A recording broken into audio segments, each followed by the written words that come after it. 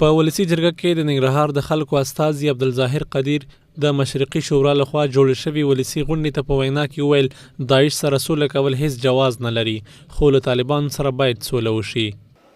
من جنگ غواړو د داعش سره په کلکه ځکه چې هغې سره د سولې هیڅ جواز نشته دی، د سولې هیڅ جواز نشته دی. طالبانو سره سوله وکړئ، ولس دې ته راولئ، ولس دې ته آماده ده چې خبرې ورسره وکړي. ښاغلي قدیر په خپلو خبرو کې هغه واضح په کلکه رد کړي چې ګوند دی د کوم سیاسي ائتلاف په ملاتړ لګیا دی.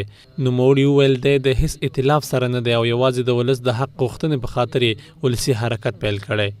خو ګورئ، ستاسو د وکیلانو مسؤلیت د قانون په چوکاټ کې ستاسو ستونزې د چارواکو تر غوږونو رسول دي.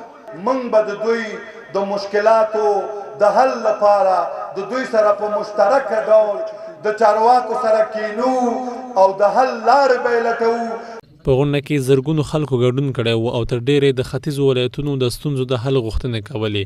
دوی د فساد زیاتوالي، د ولایتي چارواکو لخوا مرکزي ادارې ته د ناسمو معلوماتو ورکړې او نورو ستونزو په اړه شکایتونه درلودل او نیوکه یې کوله چې مرکزي اداره ورسره د مور او میرې چلند کوي.